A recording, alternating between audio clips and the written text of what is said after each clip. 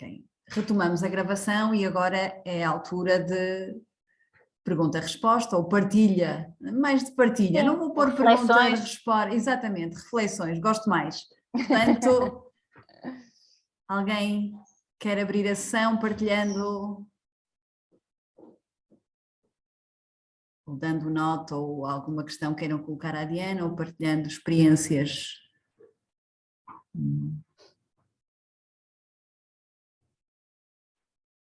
Se calhar começo por Diana, tendo tu, se me permites colocar, e grande conhecedora, não sendo de engenharia, mas grande conhecedora e tendo acompanhado os processos educativos nos cursos de engenharia, portanto em que os docentes são engenheiros que dão aulas de engenharia, portanto não são formados pedagogicamente, existe alguma, como é que tu vês esses engenheiros, comparando com as pessoas da tua área, estão abertos à aplicação destas práticas ativas, ensino-aprendizagem, ou, claro que tem que ser em média, não é? Como é óbvio. Claro, né? claro, sem generalizações. Tem que ser, exatamente, não é?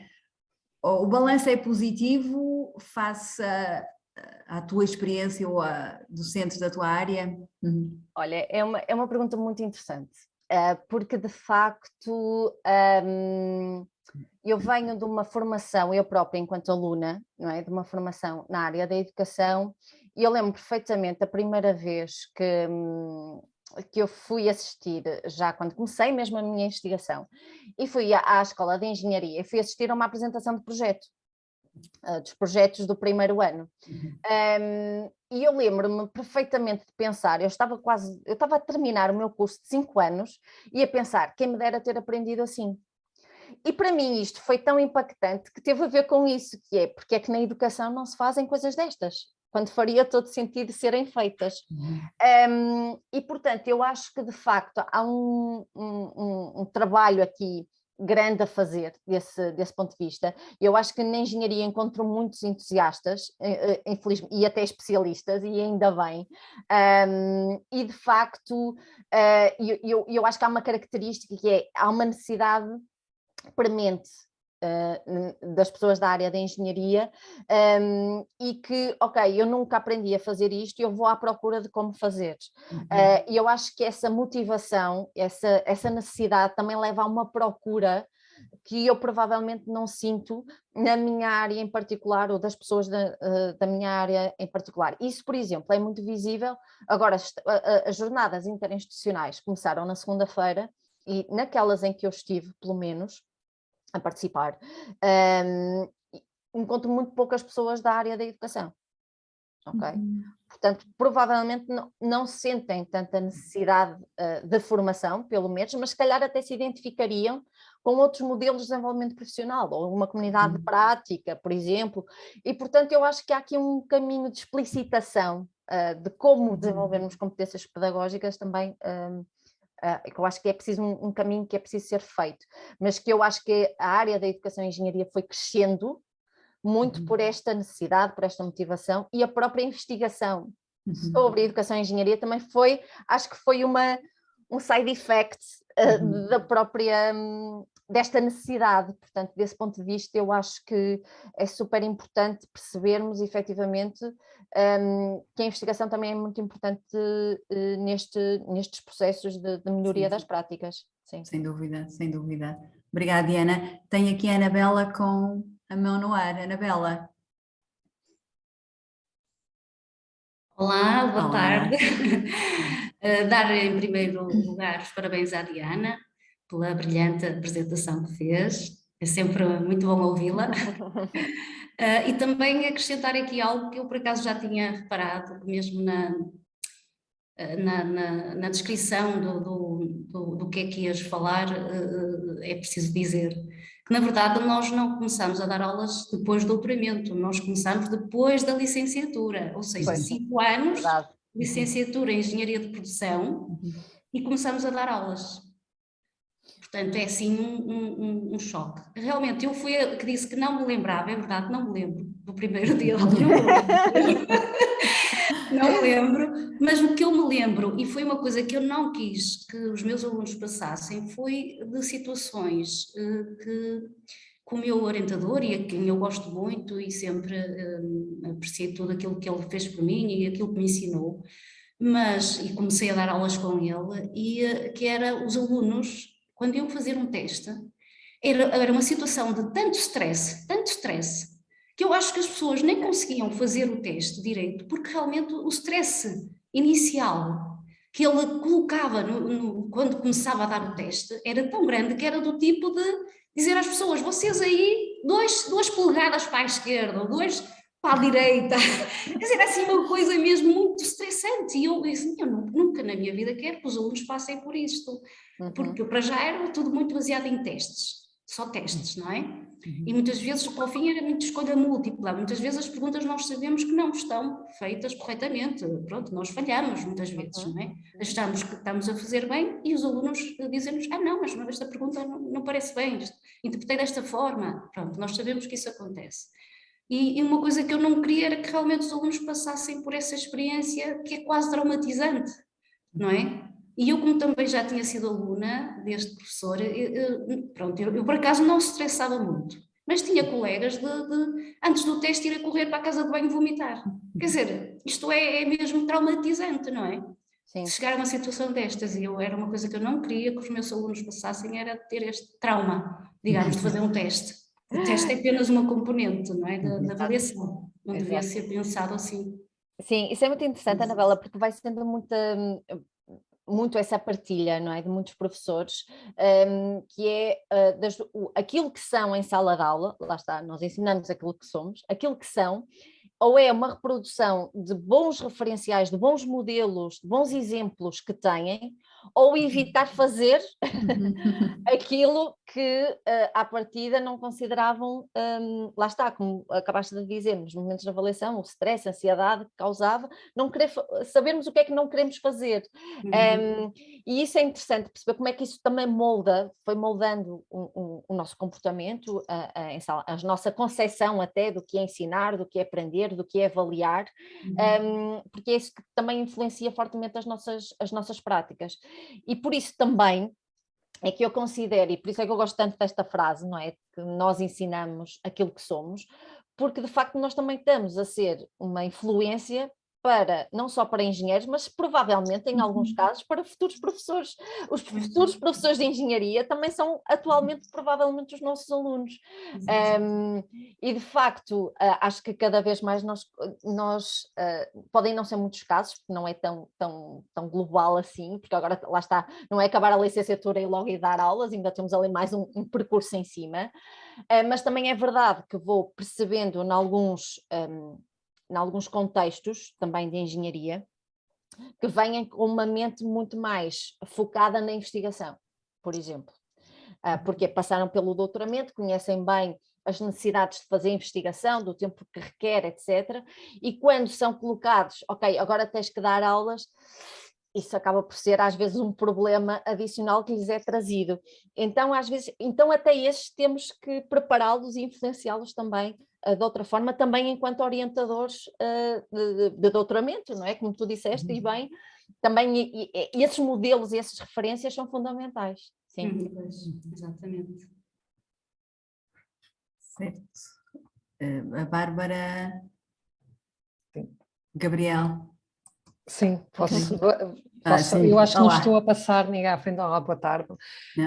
Para já, agradecer a apresentação, gostei muito e consegui participar, tinha outro compromisso e fiquei feliz quando consegui participar hoje, e gostei muito da apresentação, focada em vários pontos tão relevantes, e este do perfil dos docentes e das competências dos docentes, em particular da engenharia, é particularmente relevante também, e que me diz muito.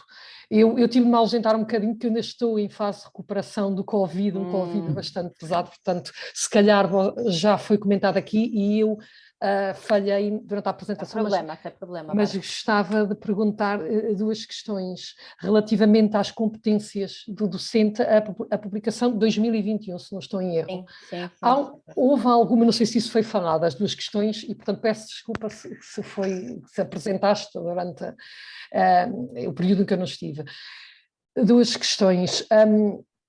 Houve uma alteração das competências ou da ordem das competências, porque se é 2021, já estávamos num período de pandemia, há algum comparativo, alguma análise de se essas competências mudaram face ao mundo que mudou e à nossa forma, não é, de partilhar conhecimento e de ensinar? E outra questão é também as faixas etárias, ou melhor, a experiência, a maturidade no ensino, e não só faixa etária, porque também depende muitas vezes da experiência que temos ou quando é que começamos a ensinar.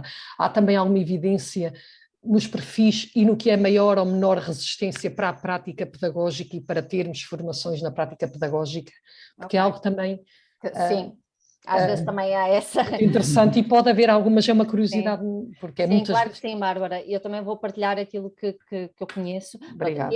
Este estudo a publicação foi em 2021, mas a recolha de dados foi prévio à pandemia. Foi prévio, eu não sabia e não... Sim, não, sem problema. Eu também não me aprofundei muito, foi mesmo para dar assim uma visão global e do ponto de vista até metodológico, eu não aprofundo, até porque tem resultados bem interessantes este estudo, apesar de ter sido no Brasil e com professores no Brasil, mas de facto coloca aqui sempre muitas reflexões em cima. Por exemplo, a mim surpreendeu-me esta questão de ser o trabalho em equipa a competência que consideram com maior relevância para a aprendizagem ativa, por acaso. Quando é aquela que provavelmente temos mais dificuldade de pôr em prática. Exatamente, é isso. Portanto, achei curiosa essa perspectiva.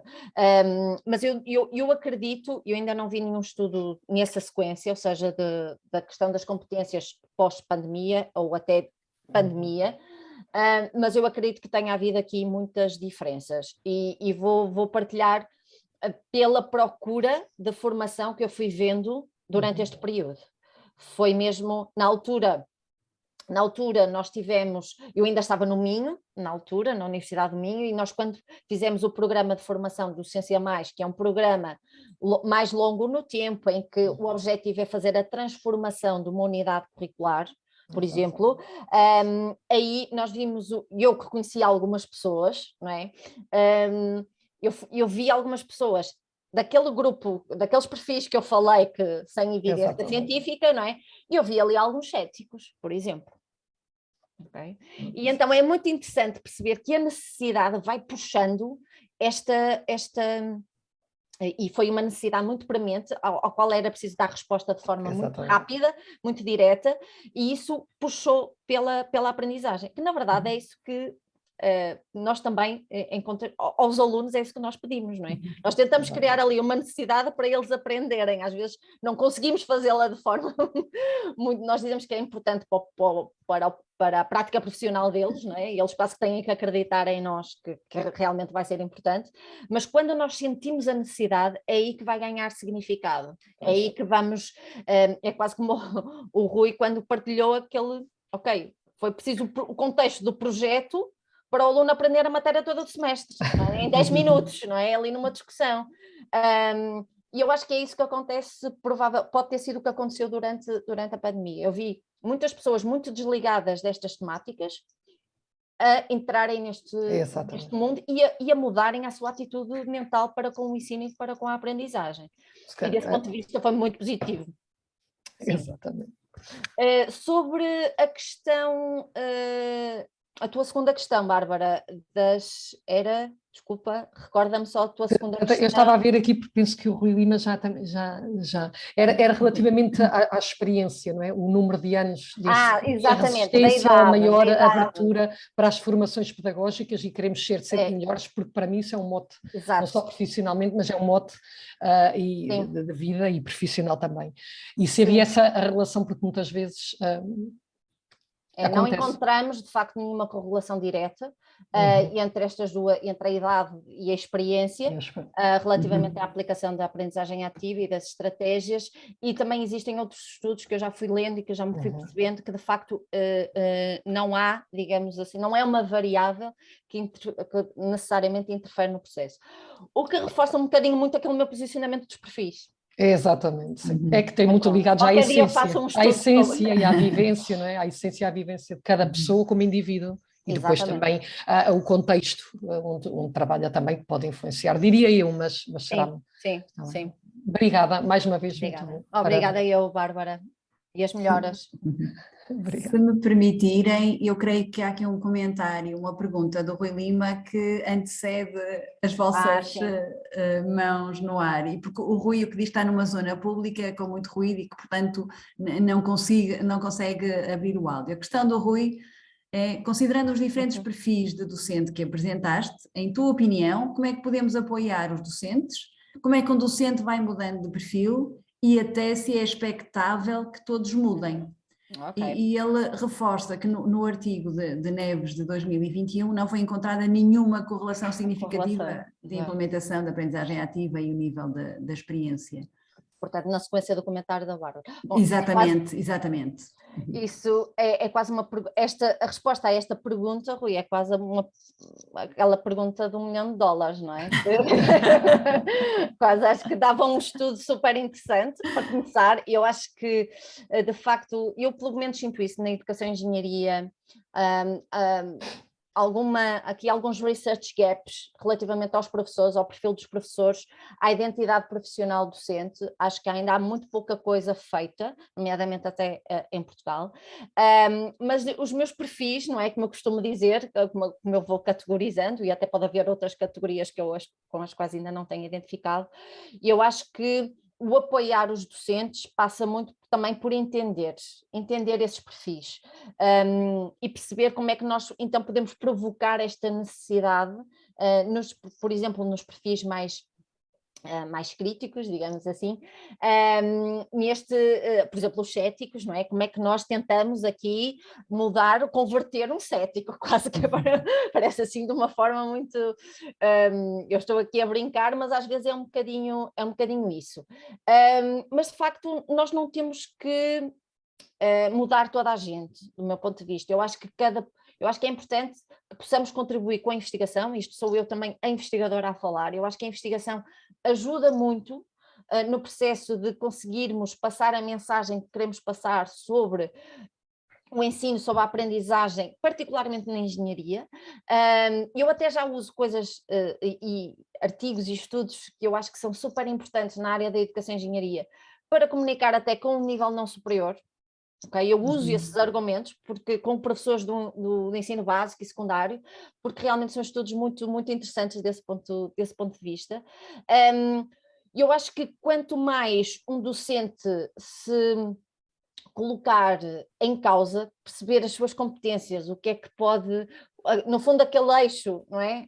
Da relevância com o domínio da competência e fazer esse trabalho reflexivo, que nós não temos muito tempo para parar para refletir sobre a nossa prática, e por isso é que eu também considero que a investigação é tão importante. Eu estou aqui a bater, já percebi que estou a encontrar aqui um padrão no meu próprio discurso, que é a investigação, e acho que pode ser uma estratégia, mas de facto aquelas iniciativas do modelo de desenvolvimento profissional docente que trouxe, acho que não há aqui uma abordagem que encaixe para todos, não acredito nisso.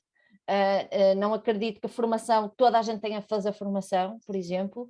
Acho que devemos encontrar como é que nós aprendemos melhor, cada um de nós aprende melhor e onde é que pode encontrar essa abordagem. Eu particularmente, eu gosto de aprender e eu gosto de ir a formações e eu gosto também gosto de aprender com os meus pares e gostava, por acaso eu não faço parte de nenhuma comunidade prática formalmente, mas eu acho que encaixaria dentro da forma como eu gosto de aprender e eu acho que é um bocadinho isso, é percebermos como é que podemos desenvolver competências pedagógicas e que competências pedagógicas nós precisamos também de cada um de nós desenvolver, porque lá está, todos somos diferentes e podemos ter também aqui necessidades diferentes. Não sei se respondi, mas... Mas pronto, mas depois podemos continuar a falar sobre esta pergunta, que isto foi bem complexo. Obrigada, Rui. Caroline? O Rui diz obrigado, portanto acho que sim. Caroline. Sim, muito boa tarde a todos e muito obrigada, Diana, pela sua comunicação. Eu não sei se vou ser muito organizada no que vou dizer, mas como me chamou a atenção e provocou alguma reflexão, gostaria de dar algum feedback. O primeiro é, sobretudo, quando diz que nós estamos aqui para formar as pessoas de forma integral. Ouvi isso de forma integrada e integral. E para uma área que é reconhecida ou vista como eminentemente técnica, o desafio é maior ainda, não é? Porque precisamos efetivamente, como é que nós vamos trabalhar com os nossos alunos para lhes proporcionar uma experiência que lhes permita se desenvolver não só tecnicamente, mas com essas competências que lhe vão permitir ser um cidadão no seu país, compreender o mundo. Portanto, você falou de compreender os problemas do mundo, e eu me pergunto que competências é que eles têm que ter à partida, antes mesmo de lhes colocarmos um problema, é que problemas é que existem e como é que eles podem atuar sobre eles. E aqui penso que temos um papel fundamental, e serão competências nossas a trabalhar, é como fomentar a curiosidade dos alunos e como, digamos, eles aprenderem a saber questionar o mundo. E, evidentemente, que isso vem em conjunto com a comunicação, isso já sabemos, e muito que é uma competência muito apreciada e necessária, e outra das competências que é a empatia. É pela empatia que nós também conseguimos perceber os problemas dos outros e, portanto, como é que nós fazemos, nós docentes, esse trabalho não só de técnico, mas também destas competências. E aqui eu acho que é extremamente importante sermos modelos. E para sermos modelos, quer dizer que temos que intencionalmente e de forma extremamente explícita para nós próprios e para os alunos, sabermos efetivamente que é isso que nós queremos trabalhar e modelar perante os alunos a forma como questionamos, a forma como ficamos curiosos perante o mundo, a forma como comunicamos e como somos empáticos. E claro que tudo isto são desafios, e são desafios quando queremos trabalhar sobre problemas reais. Eu falo aqui, eu sou da UTAD, de Trás-os-Montes, todos os anos me deparo com o desafio. E agora, qual vai ser ou quais vão ser os problemas concretos que lhes vão permitir também ter uma aprendizagem ativa, e aqui quero ser um bocadinho, não sei, provocadora, porque não sei se toda aprendizagem ativa é significativa. Falou de ativa e significativa. Nós podemos ter os alunos muito ativos, a fazer milhentas coisas, não é? Uma aprendizagem muito ativa, e na verdade não ser significativa. Como é que tornamos a aprendizagem ativa significativa? Tem algumas condicionantes. Finalmente, a mim me parece que a linha para trabalhar isto tudo é a aprendizagem cooperativa, onde se trabalha a empatia, o questionamento, a comunicação, etc., de uma forma bem intencional. E que leva à autorreflexão ao longo da vida, a metacognição, etc. Ou seja, nós temos que ensinar para poder autorrefletir e saber questionar-nos a nós próprios. E aí venho aqui, como é que nós, docentes, e aqui concordo plenamente consigo que não passamos por esse processo de reflexão que deveríamos passar todos sobre a nossa prática, muitas vezes. Porque há condicionantes externas que você bem disse, mas não, se calhar não as identificou, mas eu identifico uma, que é a avaliação docente. E assim como nós estamos a falar que deve haver alinhamento entre planeamento, estratégia e avaliação dos alunos, o mesmo se aplica para nós. E, portanto, enquanto não houver um incentivo e reconhecimento dos professores por fazerem parte de comunidades de prática ou por serem, não sei, mentores de algum projeto, eu acho que vai ser complicado de irmos mais rápido, como você estava a querer. Pronto, é só isto, paro por aqui. Não, eu vou pegar já aí no fim, Carolina, eu concordo em absoluto, eu acho que aí há muito trabalho que tem tem de ser feito, e acho que isso é o que também leva a que haja efetivamente estas abordagens e estas adoções e esta inovação pedagógica que tanto se fala seja cada vez mais lenta. Só um ou outro comentário em relação ao que disse, de facto, eu acho que nós somos efetivamente modelos de referência para os nossos alunos, e eu gosto particularmente, ou pelo menos é assim que eu vejo, que seria o ideal, no fundo, era que nós possamos ser todos os docentes fossem, na verdade, o grande modelo para os alunos. E o que é que eu quero dizer com isto? Que não é apenas a intervenção de um professor, daquela unidade curricular. Exatamente. E vamos outra vez à ideia do trabalho colaborativo e da aprendizagem cooperativa, como também falou, que também tem de existir, portanto, sermos modelos também aí, modelos de referência e exemplos também aí para os nossos estudantes. E de facto para mim isso é essencial, porque de facto é isso que também traz essa visão do meu ponto de vista de estarmos a preparar engenheiros e engenheiras para um mundo cada vez mais desafiante e problemas que nem conseguimos antecipar tão pouco, não é? Cada vez mais sentimos isso e os últimos 2 anos mostraram-nos efetivamente isso. Sobre a aprendizagem ativa significativa, o meu posicionamento sobre a aprendizagem ativa, não, ou seja, e até há autores que dizem mesmo isso, não é? A aprendizagem ativa é quase uma expressão, é quase uma tautologia, não é? Ou seja, falar de aprendizagem só, já deveríamos supor que ela é ativa, porque um processo de reflexão é ativo. O facto de trazermos aqui uma componente da aprendizagem ativa em que temos a relevância, um contexto que seja propício ao desenvolvimento de competências dos estudantes, também incluindo as competências transversais, o espírito crítico, o pensamento criativo, o trabalho colaborativo, etc. Colocarmos os alunos também a refletir sobre a sua própria aprendizagem, que se torna fundamental, e para que eles estejam envolvidos. Então é oferecer, entre aspas, e criar ambientes que promovam e que criem uma experiência que seja verdadeiramente significativa para os alunos. É assim que eu vejo a aprendizagem ativa, ou seja, não passa só pela metodologia em si que nós usamos, e às vezes há esta tendência para reduzir à própria metodologia, mas de facto não é esse pelo menos o meu posicionamento.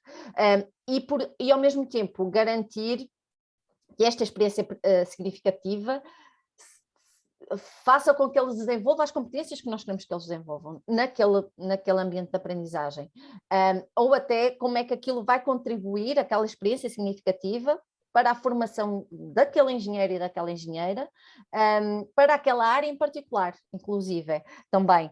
E então, do meu ponto de vista, eu vejo assim de uma forma integrada, mesmo as competências, não me faz muito sentido, às vezes, por uma questão conceptual, de facto, nós partimos ou segregamos competências técnicas e competências transversais, mas para mim competências são competências, sejam técnicas, aliás, os engenheiros têm, e qualquer outro profissional, na verdade, têm que mobilizar as competências em conjunto, não é ok, não, eu agora vou organizar, vou projetar uma linha de produção. Sim, mas para projetar essa linha de produção tem que saber comunicar, tem que saber interagir com pessoas com diferentes perfis, portanto há ali um contexto em que mobiliza vários tipos de competências e nós tendencialmente separamos, porque lá está, depois quando vamos avaliar, depois também avaliamos mais as técnicas do que as transversais, não é? Que é outra, mas pronto, isso é outro campeonato também aí, e que de facto também são outras competências que provavelmente também temos que trabalhar mais, que incide na avaliação, de facto. Avaliar de formas diferentes também é outras competências pedagógicas. Eu, por exemplo, eu sinto às vezes que gostaria de avaliar melhor ao nível das competências, como, lá está, de uma forma integrada e não separada. Obrigada. Obrigada. Correndo o risco de não estar a ser correta, mas se o Paulo me permitir, eu creio que agora dávamos a palavra à Aline. Obrigada. Olá, boa tarde. Diana, eu sou da área da contabilidade e nós também temos uma formação parecida na questão técnica, né? Nós também não somos formados para ser professores. Então, nós nos deparamos nessa falta de preparação pedagógica. E com esse intuito, hoje eu estou fazendo na Universidade de Aveiro um doutoramento em educação para unir, para entender um pouco mais dessa parte pedagógica, dessa questão didática, para poder implementar na formação de docentes da contabilidade. Para formar uma questão de didática da contabilidade, até porque cada área tem uma forma diferente de poder ensinar, de poder desenvolver, né? E aí eu queria, assim, pela sua experiência, inclusive a minha tese é desenvolver um projeto de formação desses professores, né? E ele, inclusive, eu agora tenho uma bolsa da FCT para poder desenvolver esse projeto, e vai acontecer com os professores de contabilidade em Portugal. O meu foco vai ser, primeiramente, com esses professores. E aí eu queria, assim, que você me desse um norte de, assim, qual seria, na sua perspectiva, assim, um pontapé inicial para uma criação de um projeto desse, né? Porque a gente... O desenvolvimento de docentes vai ao encontro de duas vertentes. Uma de formar para... formação para formar, né? Então, nós lidamos assim, nós precisamos nos formar para poder formar as outras pessoas. E aí a gente pensa em competências, e aí tem as competências para o docente, as competências dos alunos, e aí vem numa vertente assim, e aí? Como que eu faço essa ligação? Porque eu preciso entender as competências que são necessárias para o docente, né? Mas o docente precisa entender das competências dos alunos, né? Então, assim, nesse aspecto, você, na sua experiência, o que você acredita um pontapé inicial para toda essa caminhada?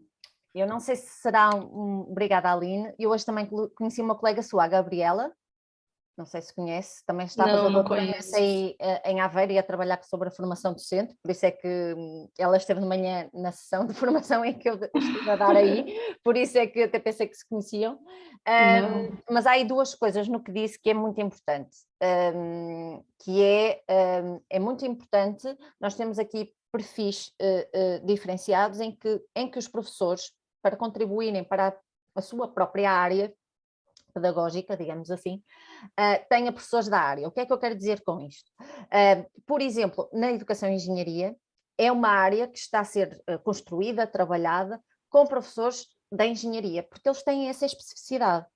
Isso para mim é muito importante, claro, com contributos da educação, da psicologia, da matemática, da física, eu acho isso super importante, mas tem que ter professores da engenharia no sentido de entendermos a especificidade da área.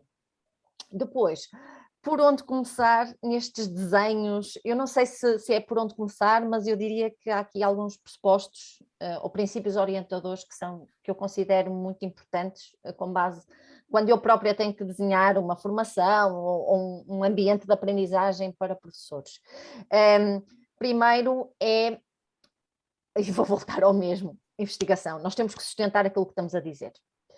Eu acho isso importante e conhecer até o que é que está a ser feito na área, no seu caso na área da contabilidade, procurar aí o que é que existe, o que é que a literatura nos diz, porque de facto essa sustentação e fundamentação é importante para alguns perfis que nós temos. E também nos dá mais sustentação naquilo que estamos a fazer enquanto projeto e experiência significativa que estamos a oferecer, porque no fundo é isso.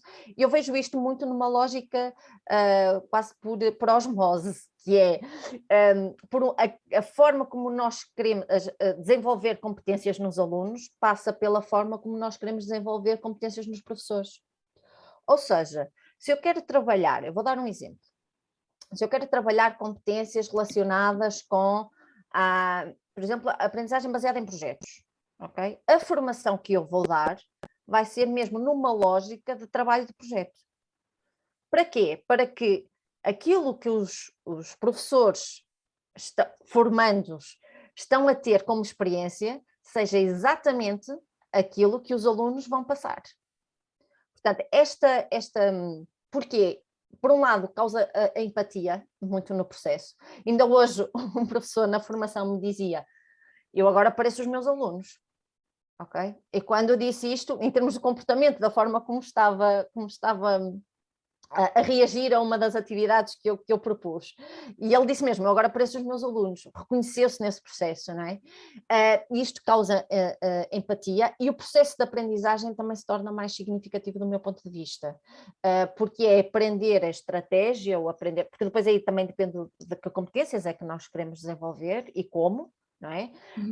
Mas pensar sempre nesta lógica de desenhar um ambiente de formação que seja numa lógica de experimentação, no fundo. Até porque você entende se aquilo é efetivo ou não, né? Se dá para trabalhar daquela forma ou não. Exatamente, quando nós fazemos uma formação sobre aprendizagem baseada em projetos, o resultado final é uma proposta de projeto, mas durante aquele período eles vão estar a trabalhar em projeto, sentir as mesmas dificuldades que os alunos sentem quando lhes é lançado um tema aberto, exatamente.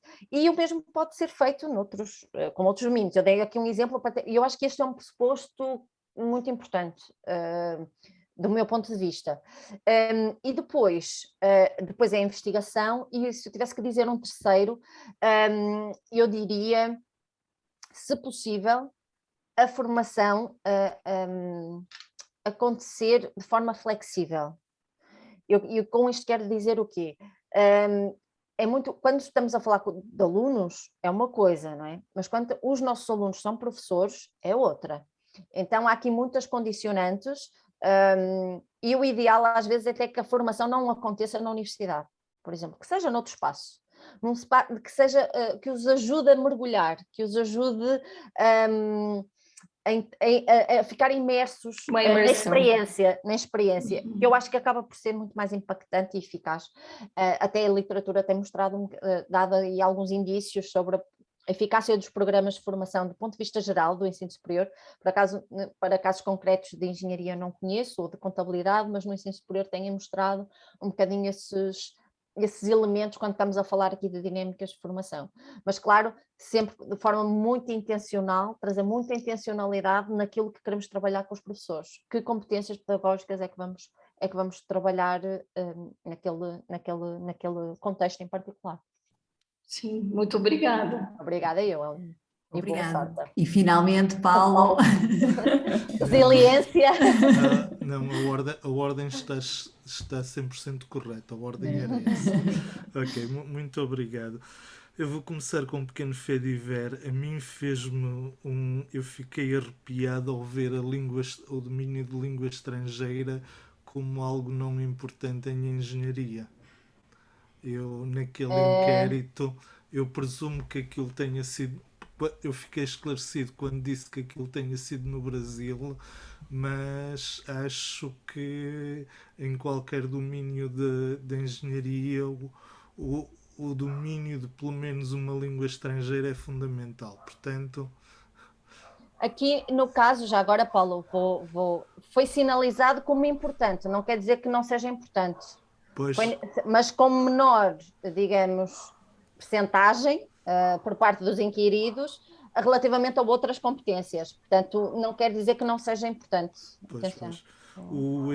Aqui há uns anos, em 2007, estiveram em Serralves o Felder, o Mazur e mais 2 outros. E como já foi há vários anos, eu só me lembro de uma coisa, é que aquilo em que a maioria concordou, pelo menos 2 deles concordaram, é que para dar aulas em condições havia uma coisa que dava muito jeito, que era saber a matéria. Precisamente. E então isso de saber a matéria também dá jeito, creio eu, para a empatia, que é conseguir dizer aos alunos para que é que esta porcaria serve. Estou-vos a chatear juízo com isto, qual é a utilidade disto? E portanto, até certo ponto há aí alguma... a parte da empatia pode não ser só um problema de capacidades de comunicação. Às vezes há capacidades de comunicação, não há competência tecnológica, às vezes não há competência científica, às vezes há competência científica, não há outra, e o problema é esse. Agora, as competências tecnológicas dos docentes, eu não vejo grave a menos que a aula fique engasgada a meio, um docente não dominar esta ou aquela tecnologia. Nós agora fomos chutados, fomos empurrados para o ciberespaço com isto do Covid. Até certo ponto é positivo, até certo ponto é negativo, porque não colocamos em causa as plataformas.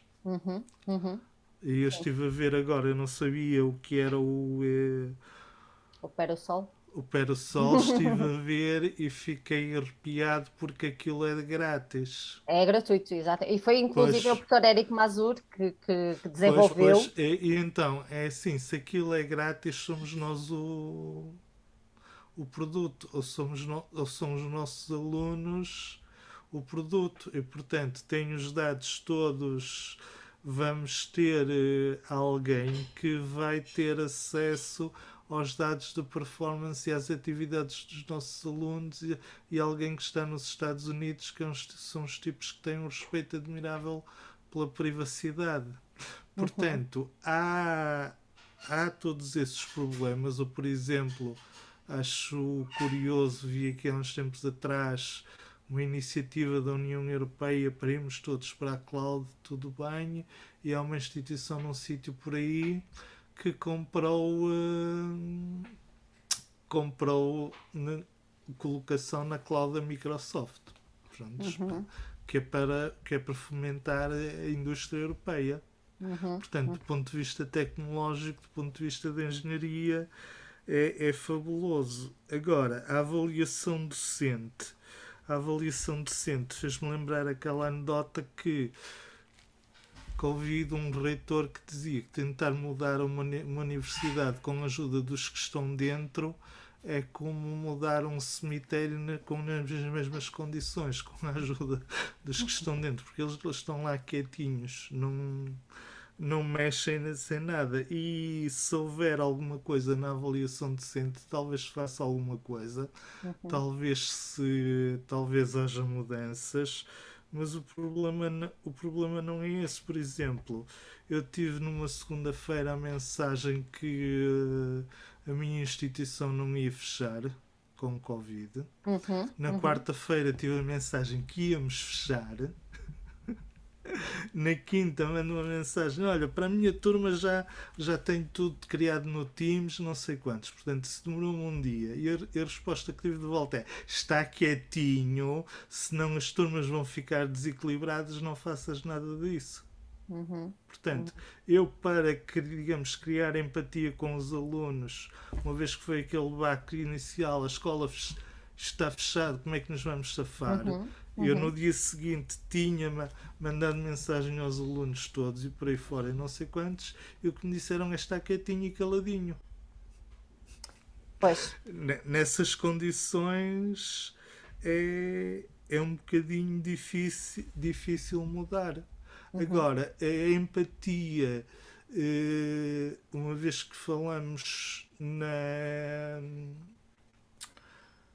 transição para novas plataformas, coisas tecnológicas, a empatia também tem a ver com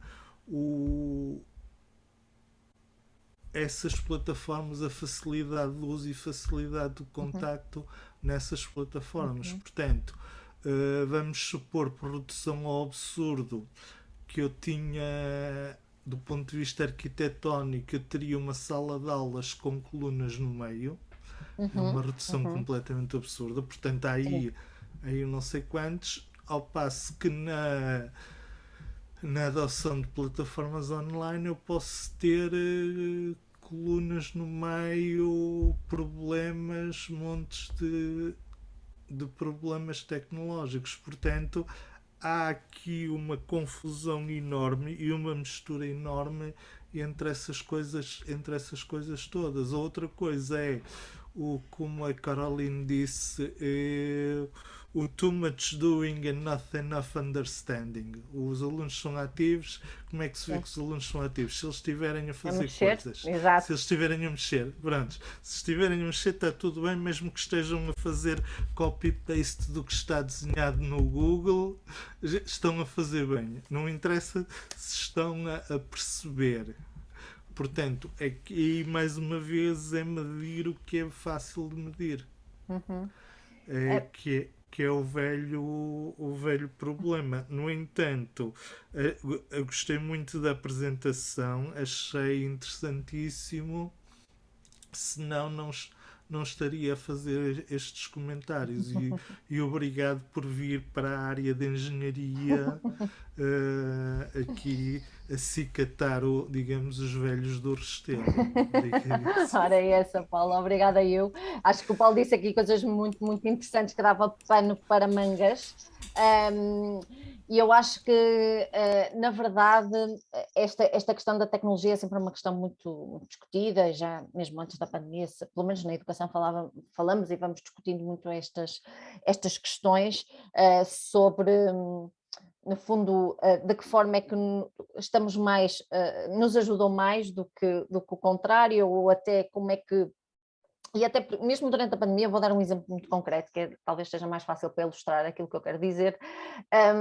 Basicamente, o potencial que nos pode ser trazido por uma determinada tecnologia, de facto não é garante de que o aluno aprenda. Ou seja, de forma, lá está, o ativo não é estar a teclar, lá está, mas sim, por isso é que eu falo sim de uma experiência significativa, que tenha uma experiência significativa. Eu lembro-me, aí foi um feedback de um aluno que me disse em determinado momento, não, as aulas que eu estou a ter agora, a única coisa que mudou foi, antes eu estava na universidade e agora estou em casa. Porque aquilo que o professor faz em sala de aula é exatamente o que está a fazer no Zoom. Portanto, enquanto que o Paulo, lá está, adaptou provavelmente materiais para aquela aula do Teams, ali com aquelas alterações de última hora, de facto, muitos professores nem a adaptação dos recursos também aí fazem e aí também se transforma e muda, não é? Portanto, quando nós falamos da parte da tecnologia, às vezes há do meu ponto de vista, não é? Muitos pressupostos assumidos como, ok, não, a tecnologia é importante e vamos investir em tecnologia e vamos... mas e depois? E o resto? Como é que se garante todo o resto? Como é que nós envolvemos os alunos efetivamente na própria tecnologia? Portanto, a tecnologia não pode ser um fim em si mesmo, na verdade. E eu até costumo brincar e dizer que a minha tecnologia preferida são os post-its, porque eu uso às vezes muitos post-its em sala de aula, então eu brinco e digo, ok, a minha tecnologia preferida até é um post-it, porque é flexível, eu posso usar para colocá-los a refletir, posso usar para pô-los a construir, eu posso usar para diferentes fins. E muitas das vezes eu acho que aí, e acho que isto no pós-pandemia, acho que é uma reflexão que é necessária, é olhar para as ferramentas que estão a ser utilizadas, como é que estão a ser utilizadas, houve uma alteração de práticas, mas mais do que as práticas, na forma de pensar o ensino e a aprendizagem também. Sobre essa questão dos dados e de estarem na cloud e na nuvem, é muito interessante, porque ainda hoje falava disso de manhã com alguns colegas aqui de Aveiro, precisamente porque agora os alunos nem levam papel e caneta, não é, para as aulas, porque tiram imediatamente fotografias aos slides. Okay? O professor estava precisamente a partilhar isso. E outra colega ainda referiu, eu estava numa aula de dúvidas, portanto não havia suporte digital, não é, com materiais, etc. Estava a esclarecer dúvidas, e quando dei por ela, estava uma aluna a gravar aquilo que eu estava a dizer. Okay? Então, estas questões da ética também e da proteção de dados e afins está-se a colocar a um nível até de sala de aula. Já nem é ao nível macro, é ao nível de sala de aula. Eu já tive um aluno a gravar discretamente numa sessão de esclarecimento porque é que ele teve aquela nota. Ok, mas lá está, isto já está a descer ao nível micro. Não é? Já nem é a nível macro e micro. Neste caso em particular, a colega disse que de facto não, era mesmo de forma muito, quase que inocente, para não perder pitada do que a professora estava a dizer, porque era muito importante, não é? E de facto eu acho que nós também temos que pensar como é que podemos preparar os alunos para estas questões, porque de facto são questões muito... Estamos a falar de outro nível de competências, não é? A parte da ética, que depois se transforma na ética profissional e naquilo que queremos trabalhar nesses domínios, e que eu acho que também é importante começarmos a pensar nos nossos contextos também como fazê-lo. Sim, mas havia aí outras coisas que eu adoraria discutir e explorar, acho que dava pano para mangas, como eu disse. Obrigada, Paula, obrigada. Ok, só mais uma anedotazinha. Eu uma vez quase que, para falar português, parti às trombas a 2 alunos, que estou eu a dar uma aula e me entram pela sala dentro de câmara na mão a gravar. Pelos vistos, e o que é pior, enviados por um docente que estava a fazer um trabalho e, portanto, os alunos entram por ali. Portanto, aquelas situações bem caricatas. Isto a culpa não é só dos alunos. Não, de todo. De todo. Por isso é que temos que começar por nós, não é? E olhar para nós e trabalhar também com os nossos pares, porque é trabalhar com os nossos pares que também desenvolvemos, lá está, uma comunidade e uma cultura universitária até mais, que seja mais impactante para o todo em que estamos, em que nos inserimos. Bom, a hora já vai longa, somos os sobreviventes que aqui estamos. Diana, resta-nos um obrigado muito grande. Eu estava aqui a pensar, dizer, quase que se chamava Engenheira Diana, porque de facto eu acho que estás mais perto da engenharia, quase. Às vezes. Eu fui muito influenciada por bons engenheiros e boas engenheiras também. Eu acho que fui uma privilegiada pelo contexto também em que tive esses modelos, essas referências, que me ajudaram a desenvolver uma costela de engenheira. Uma costela, não tenho assim tanto. E deste lado, um agradecimento muito grande, e eu em particular, por ter tido a oportunidade de partilhar e de usufruir desse teu conhecimento e de privar contigo ao longo destes anos, não só nesta sessão, mas também ao longo destes anos. Muito obrigado. Obrigada.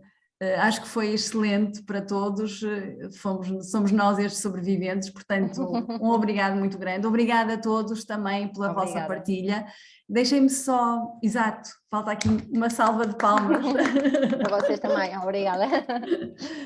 Antes de parar a gravação, deixem-me só partilhar, por favor, o ecrã, creio que já devem estar a ver, para vos divulgar a próxima edição do SPA às quartas, que vai ser com o Bill Williams, no tema Evolução da Investigação, Educação e Engenharia em Portugal nos últimos 20 anos, um olhar centrométrico. Portanto, é um estudo que o Bill tem vindo a fazer com o Andrew Valentine e, portanto, estão desde já convidados para nos encontrarmos aqui neste espaço no dia 2 de março às 5 horas. E sem mais, obrigado mais uma vez a todos, fiquem bem, um bom ano, eu acho que é sempre a altura de desejar um bom ano a todos, cheio de sucessos e cheio de coisas boas, tá? Muito obrigada a todos, fiquem bem. Obrigada. O ano novo chinês está a começar verdade. O ano novo iraniano é só em março, portanto é sempre bom. Há que internacionalizar. Tchau. Muito obrigada. Obrigada a todos e a todas. Obrigada.